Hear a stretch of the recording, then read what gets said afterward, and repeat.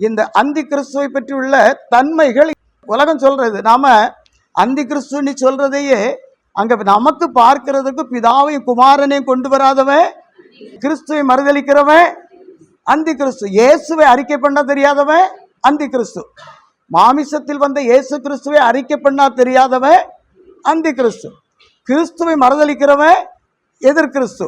இப்படித்தான் நம்ம அங்க பார்க்கிறோம். பிதாவையும் குமாரனையும் கொண்டு வரணும். அப்படி பிதாவையும் குமாரனையும் சேர்க்கும் போது சபையும் அந்த கிறிஸ்துவையும் சபையும் சேர்க்கும் போது யாரா மாறுறாரு பார்க்கிறோம்? பரிசுத்த ஆவியாக மாறுறாரு பார்க்கிறோம். இப்படியெல்லாம் பார்க்கும்போது இப்ப மறுதளிக்கிறவங்க எதெல்லாம் மறுதளிக்கிறாங்க, எப்படிலாம் மறுதளிக்கிறாங்கன்னு சொன்னா நம்ம இங்க பார்க்கிறோம். இந்த தங்களை தேவனுக்கு சமமாக்குகிற அந்த காரியம்தான் உலகத்திலேயே மோசமானது. அதைத்தான் இயேசுநாதர் சொன்னார். இது மற்றவங்க நம்ம பேசுறதெல்லாம் வேற. இயேசுநாதர் சொல்றார், பாலாக்குற அருவருப்பை குறித்து தானியேல் தீர்க்கதரிசி சொல்லி இருக்கிறானே, அதை பரிசுத்த ஸ்தலத்தில் நிற்க காணும் போது இப்ப உங்களுக்கு அந்த காலம் முடிஞ்சிட்டு இப்ப 3 வருஷத்துல 3 நாள்ல தான் அந்த வாரத்தினுடைய பாதி வாரத்தில் மேசியா சங்கரிக்கப்படுவார். பலியம் காணிக்க என்ன செய்வார்? ஒளிய பண்ணுவார். அப்ப திரும்ப பாதி வாரம் தான் இருக்குது, 3 நாள் தான் இருக்குது அந்த கணக்குல. அதுல பாலாக்கிற எப்போ இறங்குவா? அந்த 3 நாளாவே எடுத்துட்டு வா. அந்த 3 நாள் எப்படி நீண்டு போகுது? அப்போ இப்போ இருக்கிற நம்ம யூத காலண்டர் ஆனாலும் சரி, இந்த லாட்டின் காலண்டர் ஆனாலும் சரி, ரோம காலண்டர் ஆனாலும் சரி, ஒண்ணுமே அங்க என்ன செய்யாது? 3 நாள்ல காரியத்தை நிறுத்த முடியாது. 3 வருஷம். ஆனா அதை கர்த்தர் எப்படிலாம் மாற்றி இருக்கிறாரு?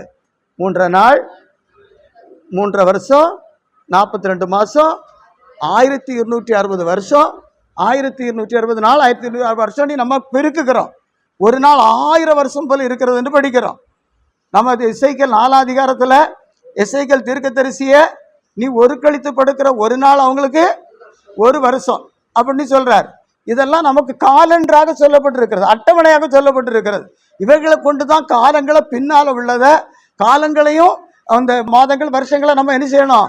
அந்த தேவனுடைய தீர்க்கதரிசி நிறைவேறுவதற்கு தகுந்தவாறு அங்க சேர்த்து கொள்ளணும் என்பதுதான் வேத சத்தியம். எனக்கு அன்பான தேவ பிள்ளைய, அந்த கணக்குல தானியேல் 9 அதிகாரத்துல 26 வசனத்துக்கு திரும்ப வந்தேன்னா, 1 மாதம் அளவு அநேகருக்கு உடன்படிக்கை உறுதிப்படுத்தி பலியும் காணிக்க அவர் என்ன செய்வார்? உன்னுடைய பாவம் எனக்கு, என்னுடைய பரிசுத்தத்தின் பலம் உனக்கு, உன்னுடைய பாவத்தின் பலன் எனக்கு சிலுவையாக, என்னுடைய பரிசுத்தத்தின் பலம் உனக்கு சமாதானமாக நான் வாக்குத்தத்தம் பண்றேங்கிற அந்த உடன்படிக்கையை அவர் உறுதிப்படுத்தி அந்த வாரம் பாதி சென்ற போது பலியும் காணிக்க என்ன செய்வார்? ஒளிய பண்ணுவார். அருவருப்பான செட்டைகளோட அந்த கால நிர்ணயம் இல்லாம அதுக்கு இடையில நிர்ணயிக்கப்பட்டிருக்கிற நிர்மூலம் பாழாக்குகிறவன் மேல இது தீரு மட்டும் சொரியும். ரோம ராஜாங்க சபையினுடைய தொடக்கம், ரோம ராஜாங்க சபையினுடைய கடைசி நியாய தீர்ப்பின் அழிவு, அது அத்தம் வரும். நீங்க அதை வெளிப்படுத்தின விசேஷத்துல 17 அதிகாரத்துல கடைசி வசனத்திற்கு ஒரு பிள்ளைப்படி, நீ கண்ட ஸ்திரீயானவள் ராஜபாரம் பண்ணுகிற மகா நகரமேயாம். இந்த மகா நகரம் எது என்று தான் உலகம் முழுவதும் வேதத்துல என்ன ஒருத்தர் தெரியாம இருந்தாங்கன்னா நம்ம அதை குற்றத்தை நம்ம ஏன் சொல்ல போறோம்? அது அவங்க குற்றம், அவங்களுடைய வேத அறிவு. ரோம நகரத்தை தான் மகா நகரம் என்ன செய்யப்பட்டிருக்கிறது பாருங்க. நீ கண்ட ஸ்திரீயானவள் பூமியின் ராஜாக்கள் மேல் ராஜபாரம் பண்ணுகிற மகா நகரம். கடைசி வரைக்கும் அந்த ராஜாங்க சபையினுடைய ஆளுகை அதனுடைய பாருங்க இடையில இல்லாம போய் திரும்ப வருகிறது என்றெல்லாம் நீ படிச்சேன்னா ஒரு கொஞ்ச காலத்துல கர்த்தா அதனுடைய மகிமை கெடுத்து இந்த பூமிக்குழுந்து வர வேண்டியவனுக்கு அவன் தடை செய்யாதபடி, தடை செய்கிறவன் நீக்கப்படும் முன்னே அவன் நிச்சய மாட்டான், வரமாட்டான். தடை செய்கிறவன் அவன் தான். தடை செய்கிறவன் கொஞ்ச நாள் அவனுக்கு பவர் எல்லாம் குறைச்சிட்டு இவனை எழுப்பி பண்ணிக்கிட்டு திரும்ப இவனே அவனுக்கு எதை உண்டாக்கணுமா? சொரூபம் உண்டாக்க வேண்டும் என்று பூமியின் ஜனங்களுக்கெல்லாம் என்ன செய்யறான் சொல்லிட்டு நம்ம என்ன செய்கிறோம்? 13 அதிகாரத்துல கடைசி பாகத்துல படிக்கிறோம். அதனால இந்த பாகங்களை இந்த 7 வருஷம், அந்த 1 வாரத்துக்கு 7 வருஷம் என்று நிர்ணயித்து இயேசு கிறிஸ்து பலியிடப்பட்டு இந்த பலியம் காணிக்க நிறுத்துகிற இந்த காரியத்தை எல்லாம் கடைசி இப்ப யாராவது பாவத்துக்கு பலி செலுத்துறோமா? யாராவது எந்த சபையிலாவது ஒரு குறித்த காலவரை இருந்ததாக சரித்திரம் சொல்லுகிறது. கொஞ்சம் ரொம்ப காலத்துக்கு இப்போ கடைசி வரைக்கும் இருந்ததாக. அதன் பிறகு அதை என்ன மாத்தினாங்க, அந்தி கிறிஸ்து இனி பலி என்ன செய்வானா, ஒளிய பண்ணுவான் அப்படின்னு சொல்றதெல்லாம் அதுக்கு வேற நிறைய விளக்கங்கள்லாம் சொல்லி கடைசி 7 வருஷத்துல இது நடக்கும் என்று சொல்லி அப்படி அந்தி கிறிஸ்து விளக்கம் கொடுத்திருக்கிறாங்க. இதனால நம்ம பேசுகிற இந்த வார்த்தைகள் சரியாக மனுஷருக்குள்ள என்ன செய்யாது, சேராது, அட்டாச் ஆகாது அந்த அளவுக்கு.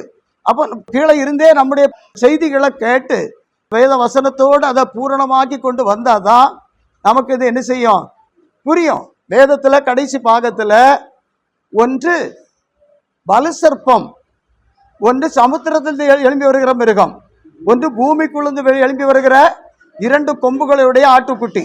புரியுதா உங்களுக்கு? இந்த ஆட்டுக்குட்டியை தான் பூமிக்குள்ளேருந்து எழும்பி வர 2 தெசலோனிக்கேயர் 2 அதிகாரத்தில் 6வது 7வது வசனங்களை படிங்க. அவன் தன் காலத்திலே வெளிப்படும்படிக்கு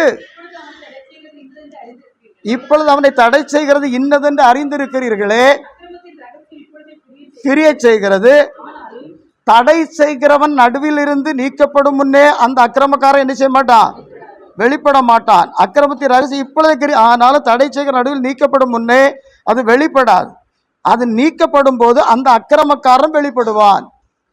நமக்கு அதுல முக்கியமான வசனம், இந்த அக்கிரமக்காரன் வெளிப்படுவதற்கு முன்பாக அதுக்கு முந்தி இருக்கிற அந்த ஸ்திரீ, நம்ம படிக்கிறோம் இல்லையா, அந்த சமுத்திரத்திலிருந்து எழும்பி வருகிற அந்த வெளியே வருகிற அந்த மிருகம், அதனுடைய ஆளுகையில கர்த்தருடைய பரிசுத்தவான்களை பூமியில இல்லாம ஆக்குறது வரைக்கும் அதுக்கு அதிகாரத்தை கர்த்தர் 1260 வருஷம் அதுக்கு என்ன கொடுக்கப்பட்டிருந்ததா, பரிசுத்தவான்களுடைய பரிசுத்த வல்லமை சிதறடிக்கிறதற்கு அவனுக்கு அதிகாரம் கொடுக்கப்பட்டது என்று தானியேல் புஸ்தகத்தில் எங்க படிக்கிறோம், 12வது 7வது வசனத்துல படிக்கிறோம். அல்லேலூயா.